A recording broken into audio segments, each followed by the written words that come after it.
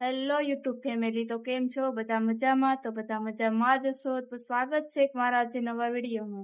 તો આજે આપણે મિત્રો બનાવવાની છે એક નવી રેસીપી. તો રેસીપીમાં છે કેસલા. તો મિત્રો પહેલા તો આપણે જોઈ લઈએ કેટલા કેસલા કાઢીને લાવ્યા છે. 20 કહે 20 ને આળે ગાળે છે. તો હાલો હવે પહેલા તો આપણે કેસલાને કરી નાખીએ હમા.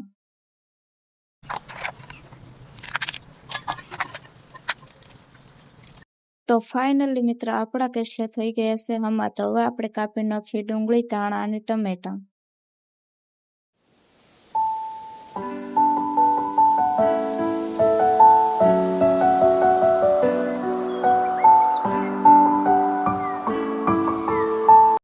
ફાઇનલી મિત્રો હવે આપણા ધાણા, ટમેટા અને ડુંગળી પણ મોળાઈ ગઈ છે. તો હવે આપણે એક કડાઈમાં મૂકી દઈએ તેલ. તો પહેલા તો આપણે નાખી દઈએ એમાં ડુંગળી, ધાણા અને ટમેટા. કેમ કે પહેલા આપણે બાંધવાનો છે શેણાનો લોટ. તો મિત્રો આપણા ધાણા અને ટમેટા અને ડુંગળી પાકી ગઈ છે. તો હવે આપણે એમાં નાખી દઈએ શેણાનો લોટ.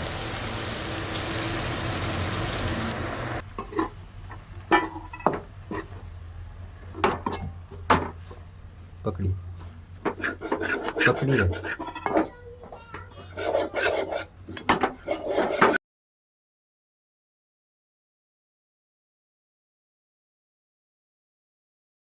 તો ફાઇનલી મિત્રો આપણો લોટ શેકીને થઈ ગયો છે તૈયાર. તો 5 મિનિટ હવે આપણે એને ટાઢો પડવા મૂકી દઈએ.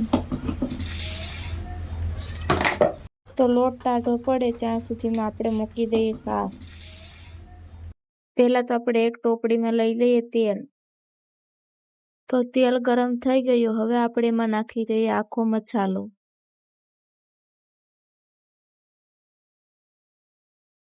તો ફાઇનલી મિત્રો આપણો મસાલો પાકી ગયો છે. તો હવે આપણે એમાં નાખી દઈએ ડુંગળી.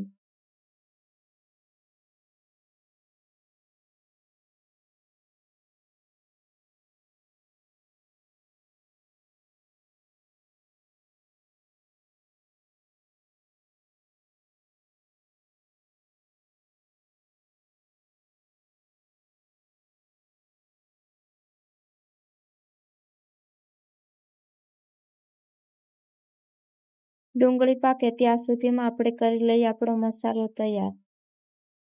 મસાલો તૈયાર કરતા હતા ત્યાં તો બકાલામાંથી નીકળી ગયા જોડિયા રીંગણા. આવા રીંગણા મેં તો પહેલી વાર જોયા. તમે ક્યારે જોયા છો તો કોમેન્ટ કરજો જરા. તો મિત્રો હવે આપણી ડુંગળી પાકી ગઈ છે. તો એમાં આપણે નાખી દઈએ મરચું.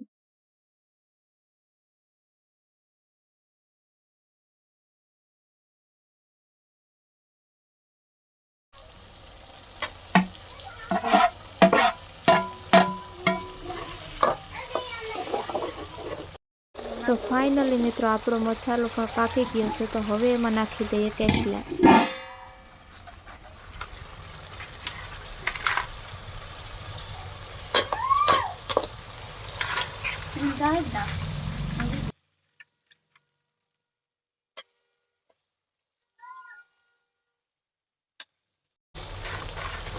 જાઉં હા હલાવીને પછી હમાવું. વાપો લે. તો નાઈ જાય.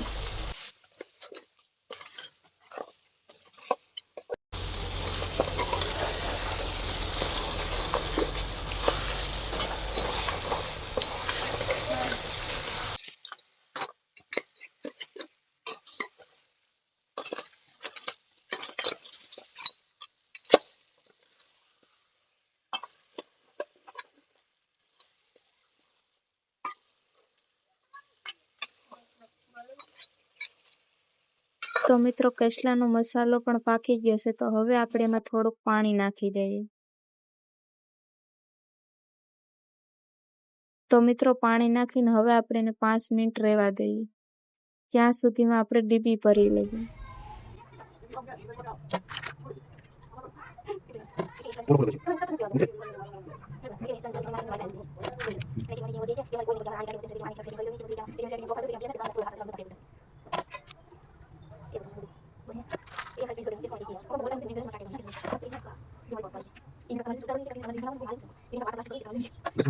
તો તો ફાઇનલી મિત્રો આપણા કેસલાના ડીબા ભરાઈને થઈ ગયા છે રેડી.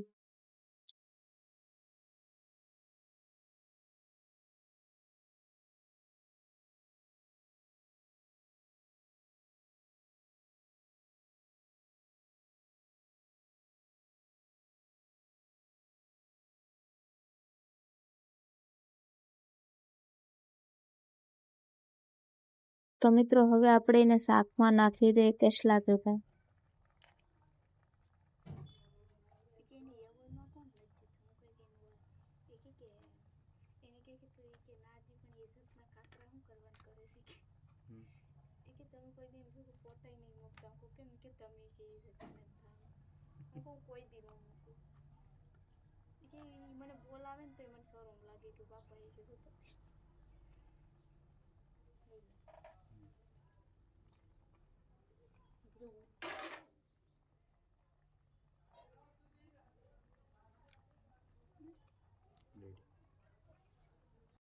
તો મિત્રો હવે આપણે એને 5 મિનિટ સડવા મૂકી દઈએ.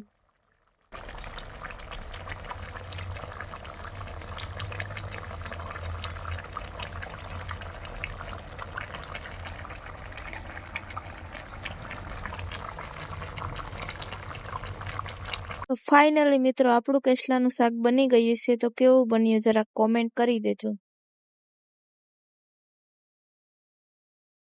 મિત્રો વિડીયોને કરીએ છાયા હેડ. તો મિત્રો સપોર્ટ કરજો અને ચેનલમાં નવા હોય તો મારી ચેનલ લાઈક, સબસ્ક્રાઇબ અને શેર કરી દેજો. ચલો મળીએ હવે બીજા વિડીયોમાં.